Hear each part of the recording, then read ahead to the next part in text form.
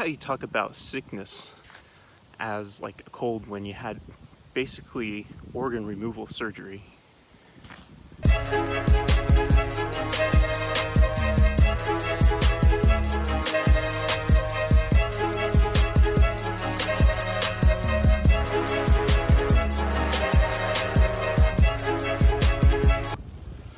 So one thing I like to talk more about is last week with my projects.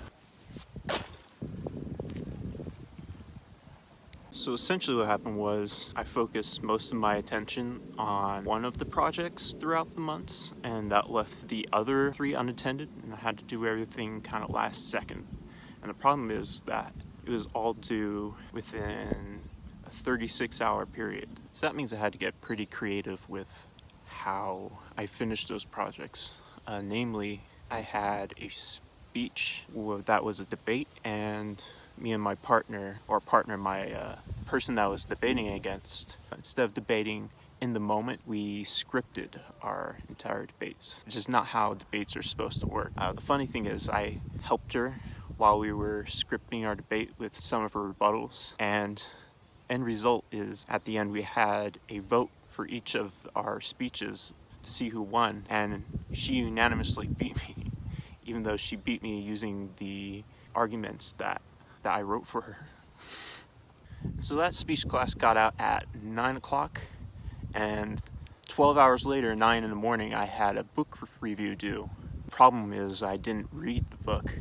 I immediately figured out that reading a 350-page book was not a realistic task to do in 12 hours and then write a 3-page review of it. So what ended up happening is I figured out that if I could just read the beginning and the end of each chapter, I would get the setup to what the author was about to say, and then I get the conclusion of what he was saying.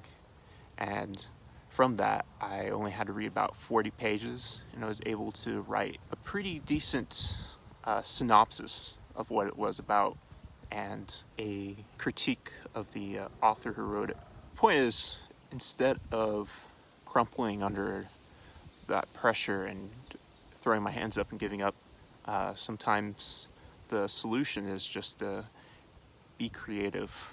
Speaking of work ethics and how sometimes not doing what you're supposed to results in consequences, I thought it was pretty relevant what you were talking about last week, and how that ties into coming up with the motivation to write. It came down to a schedule that allows you to work on it consistently. I notice I sometimes lack the motivation myself to work on things consistently. What often happens is I have these spurts of motivation, but they're nowhere near what is required in order to sustain my ambitions. I find myself that I'm good at daydreaming about what I want to do, but I often lack the consistency in order to produce the work that needs to be done. I often think about this excerpt from a podcast Bill Burr once did with Judd Apatow. It's so much of it is just inspiring people to work hard. People are so damn lazy. Like, people just don't put in the effort at all. I told someone that the other day. I was like, look, you got to have a certain level of talent, but what separates people is just like, I mean, the people who have like that work ethic, and it's almost got to be like, and people in this business are kind of workaholics.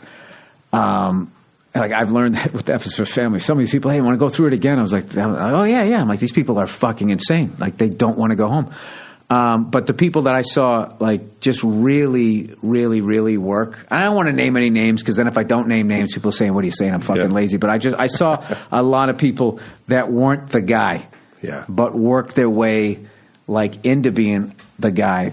Essentially what I realized is I'm at risk of not achieving the things that I want to achieve. I allow myself to resort to habits of laziness. It's kind of unsettling to the ego to admit that I do need to work on these things. I like to think of myself as different from the people who have these dreams but don't work at them. But I think the first step in changing my work habits is having the humility to realize that I have been currently on the path to be one of those people. And I feel like this is what this whole series is kind of about, is the evolution of realizing what we want to do and doing what's necessary in order to do that. I would define what I need to work on most is consistency. Consistency ends up being hard over a long run. It's difficult to do work that you necessarily don't want to do in the moment on a daily basis. The challenge is easy, but too many people still fall victim of daydreaming and not committing what is necessary because of how difficult it is to remain consistent. Ultimately, I find the moments leading up to doing work to not be very fun, but looking back after having accomplished something that I set out to do, even if it didn't turn out the way I wanted to be satisfying. I feel, looking back, just the whole process of doing something that you wanted to do is pretty exciting. That's really all I wanted to talk about. All right, see you later, man.